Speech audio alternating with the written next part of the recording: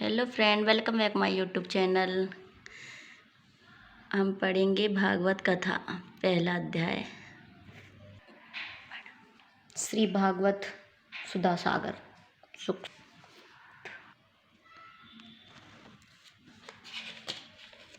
श्रीमद् भागवत महात्म्य, पहला अध्याय। देवऋषि नारद की भक्ति से भेंट। सच्चिदानंद स्वरूप भगवान श्री कृष्ण को हम नमस्कार करते हैं, जो जगत की उत्पत्ति, स्थिति और विनाश के हेतु तथा आध्यात्मिक, अधिदैविक और अधिभौतिक तीनों प्रकार के तापों का नाश करने वाले हैं। जिस समय श्री सुखदेव जी का यज्ञोपवीत संस्कार भी नहीं हुआ था तथा लौकिक वैदिक कर्मों के अनुष्ठान का अवसर भी नहीं आया था, तभी उन्हें अकेले ही संन्यास लेने के लिए घर से जाते देखकर उनके पिता व्यास जी विरह से कातर होकर पुकारने लगे, बेटा बेटा तुम कहाँ जा रहे हो। उस समय वृक्षों ने तन्मय होने के कारण श्री सुखदेव जी को ओर से उत्तर दिया था, ऐसे सर्वभूत हृदय स्वरूप श्री सुखदेव जी मुनि को मैं नमस्कार करता हूँ। मृत का रसवादन करने में कुशल मुनिवर शौनक जी नैमिषारण्य क्षेत्र में विराजमान महामती सूत जी को नमस्कार करके उनसे पूछा। शौनक जी बोले, सूत जी, आपका ज्ञान अज्ञान धारण के नष्ट करने के लिए करोड़ों सूर्यों के समान है। आप हमारे कानों के लिए रसायन अमृत स्वरूप सागर भरती कथा कहिए। भक्ति, ज्ञान और वैराग्य से प्राप्त होने वाले महान विवेक की बुद्धि वृद्धि किस प्रकार होती है तथा वैष्णव लोग किस तरह इस माया मोह से अपना पीछा छुड़ाते हैं। इस घोर कली काल में जीव प्राय आसुर जी स्वाभाविक हो गए। विविध क्लेशों से आक्रांत इन जीवों को शुद्ध बनाने का सर्वश्रेष्ठ उपाय क्या है। सूत जी, आप हमें कोई ऐसा शाश्वत साधन बताइए जो सबसे अधिक कल्याणकारी तथा पवित्र करने वालों में भी पवित्र हो तथा जो भगवान श्री कृष्ण की प्राप्ति करा दे। चिंतामणि केवल लौकिक सुख दे सभी को और कल्प वृक्ष अधिक से अधिक स्वर्गीय संपत्ति दे सकता है, परंतु गुरुदेव जी प्रसन्न होकर भगवान का योगी दुर्लभ नित्य वैकुंठ धाम देते हैं। सूत जी ने कहा, शौनक जी, तुम्हारे हृदय में भगवान का प्रेम है, इसीलिए मैं विचार कर उन्हें संपूर्ण सिद्धांत को निष्कर्ष सुनाता हूँ, जो जन्म मृत्यु के भय का नाश कर देता है, जो भक्ति के प्रभावों को बढ़ाता है और भगवान श्री कृष्ण की प्रसन्नता का प्रधान कारण है। मैं तुम्हें वह साधन बतलाता हूँ, उसे सावधान होकर सुनो। श्री सुखदेव जी ने कलयुग में जीवों के काल रूपी सर्प के मुख का ग्रास होने का त्रास का अत्यांतिक नाश करने के लिए श्रीमद् भागवत शास्त्र का प्रवचन भी किया है।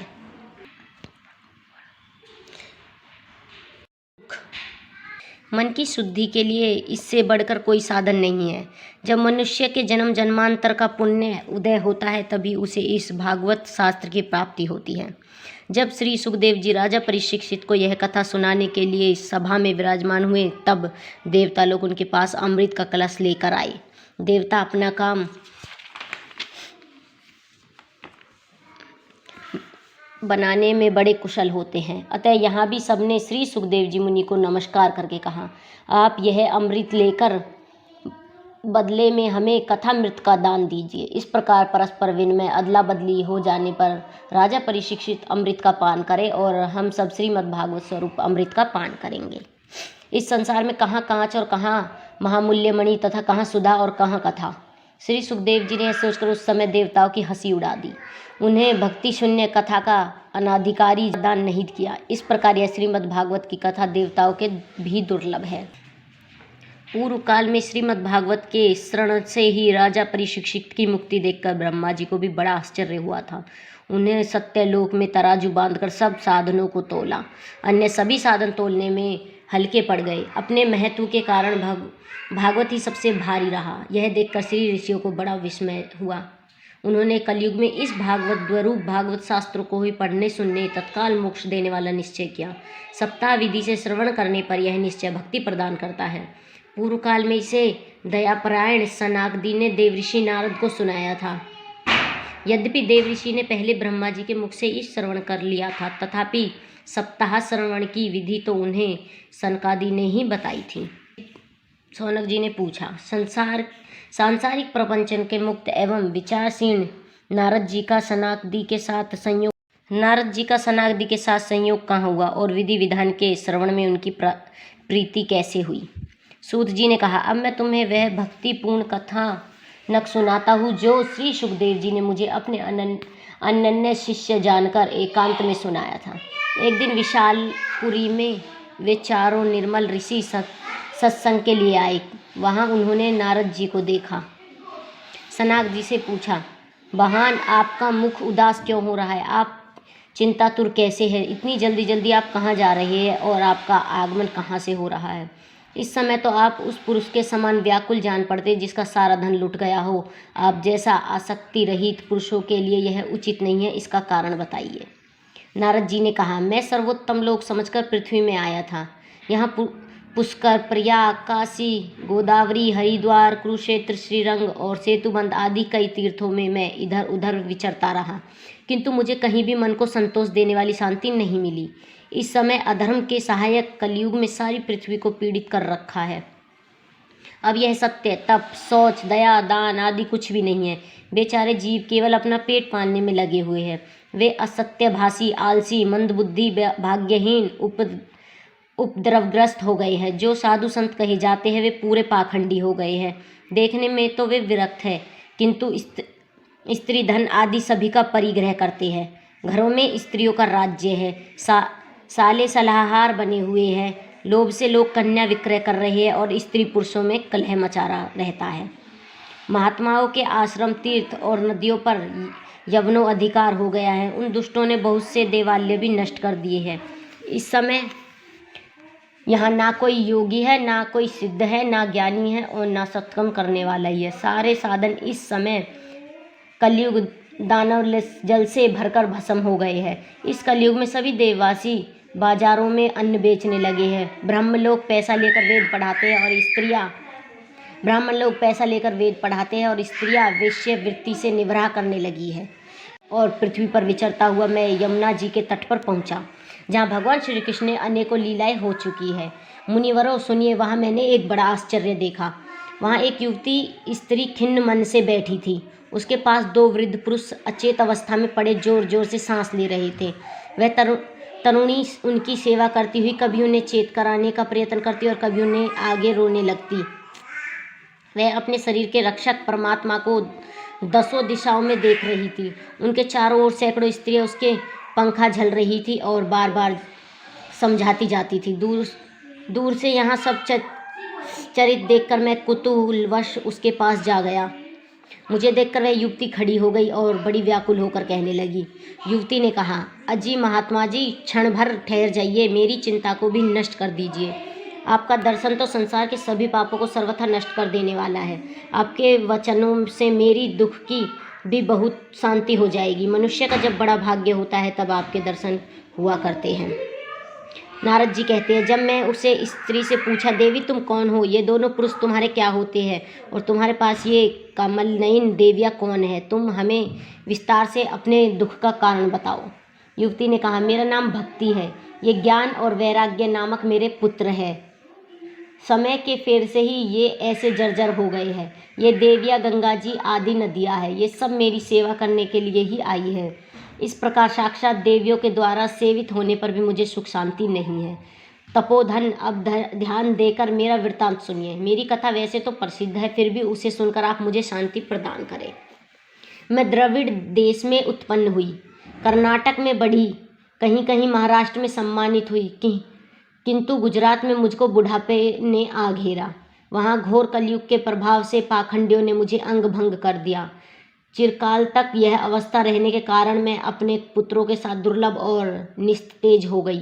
अब जब से मैं वृंदावन आई, तब से पुनः परम सुंदरी स्वरूपवती नवयुवती हो गई हूँ, किंतु सामने पड़े हुए ये दोनों मेरे पुत्र थके मांदे दुखी हो रहे हैं। अब मैं यह स्थान छोड़कर अन्यत्र जाना चाहती हूँ। ये दोनों बूढ़े हो गए हैं, इसी दुख से मैं दुखी हूँ। मैं तरुणी क्यों और ये दोनों मेरे पुत्र बूढ़े क्यों? अब तीनों साथ साथ रहने वाले, फिर यह विपरीतता क्यों? होना तो यही चाहिए कि माता बूढ़ी और पुत्र तरुण। इसी से मैं आश्चर्यचकित चित्त से अपने इस अवस्था पर शोक करती रहती हूँ। आप परम बुद्धिमान एवं योग निधि है, इसका क्या कारण हो सकता है, बताइए। नारद जी ने कहा, साध्वी, मैं अपने हृदय में ज्ञान दृष्टि से तुम्हारे संपूर्ण दुख का कारण देखता हूँ। तुम्हें विषाद नहीं करना चाहिए। श्री हरि तुम्हारा कल्याण करेंगे। सूत जी कहते हैं, मुनिवर नारद जी एक क्षण में ही उसका कारण जानकर कहा। नारद जी ने कहा, देवी सावधान होकर सुनो, यह दारुण कलयुग है। इसी से इस समय सदाचार, योग मार्ग और तप आदि सब लुप्त हो गए हैं। लोग सठता और दुष्कर्म में लगकर अघासुर बने रहे हैं। संसार में जहाँ देखो वहीं सत्पुरुष दुख से मलान है और दुष्ट सुखी हो रहे हैं। इस समय जिस बुद्धिमान पुरुषार्थ का धैर्य बना रहे वही बड़ा ज्ञानी तथा या पंडित है। पृथ्वी क्रमशः प्रतिवर्ष शेष जी के लिए भार रूप होती जा रही है। अब यह छूने योग्य तो क्या, देखने योग्य भी नहीं रह गई है और ना इसमें कहीं मंगल ही दिखाई देता है। अब किसी को पुत्रों के साथ तुम्हारा दर्शन भी नहीं होता। विषय अनुराग के कारण अंधे बने हुए जीवों से उपेक्षित होकर तुम जर्जर हो रही थी। वृंदावन के संयोग से तुम फिर नवीन तरुणी हो गई हो। अतः यह वृंदावन धाम धन्य है जहाँ भक्ति सर्वत्र नृत्य कर रही है। परंतु तुम्हारे इन दोनों पुत्रों को यह कोई ग्राहक नहीं है, इसीलिए इनका बुढ़ापन नहीं छूट रहा है। यहाँ इनको कुछ आत्मसुख की प्राप्ति होने के कारण ये सोते से जान पड़ते हैं। भक्ति ने कहा, राजा परीक्षित ने इस पापी कलयुग को क्यों रहने दिया? इसके आते ही सब वस्तुओं का सार ना जाने कहाँ चला गया। करुणामय श्री हरि जी से यह अधर्म कैसे देखा जाता है? मुझे मेरा यह संदेह दूर कीजिए। आपके वचनों से मुझे बड़ी शांति मिली है। नारद जी ने कहा, बाले, यदि तुमने पूछा है तो प्रेम से सुनो। कल्याणी, मैं तुम्हें सब बताऊंगा और तुम्हारा दुख दूर हो जाएगा। जिस दिन भगवान श्री कृष्ण इस भूलोक को छोड़कर अपने परम धाम को पधारे, उसी दिन से यहाँ संपूर्ण साधनों में बाधा डालने वाला कलयुग आ गया। दिग्विजय के समय राजा परीक्षित की दृष्टि पड़ने पर कलयुग दिन के समान उनकी शरण में आया। भ्रम के समान सागर ग्रही राजा ने यह निश्चय किया कि इसका वध मुझे नहीं करना चाहिए, क्योंकि जो फल तपस्या, योग एवं समाधि में भी नहीं मिलता, कलयुग में वह फल श्री हरि के कीर्तन से ही भली भांति मिल जाता है। इस प्रकार सारहीन होने पर भी उसे एक ही दृष्टि से सारी युक्त देखकर उन्होंने कलयुग से उत्पन्न होने वाले जीवों के सुख के लिए ही इसे रहने दिया था। इस समय लोगों के कुकर्म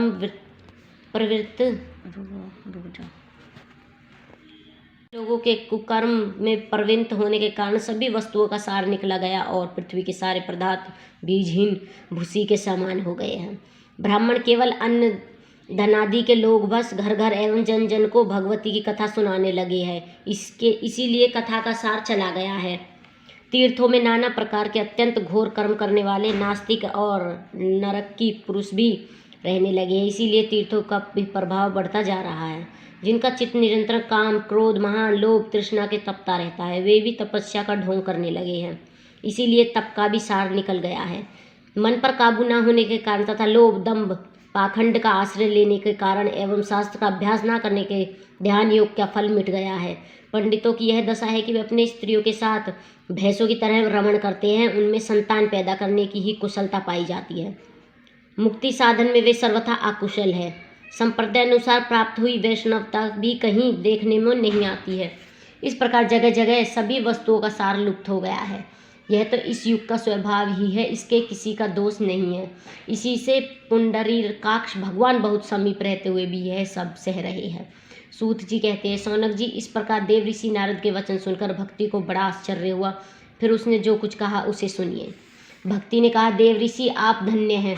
मेरा बड़े सौभाग्य था जो आपका समागम हुआ। संसार में साधुओं का दर्शन ही समस्त सिद्धियों का परम कारण है। आपका केवल एक बार का उपदेश धारण करके कया सुकुमार प्रहलाद ने माया पर विजय प्राप्त कर ली थी। ध्रुव ने अपने आप की कृपा से ही ध्रुव पद प्राप्त किया था। आप सर्वमंगल और साक्षात श्री ब्रह्मा जी के पुत्र हैं। मैं आपको नमस्कार करती हूँ।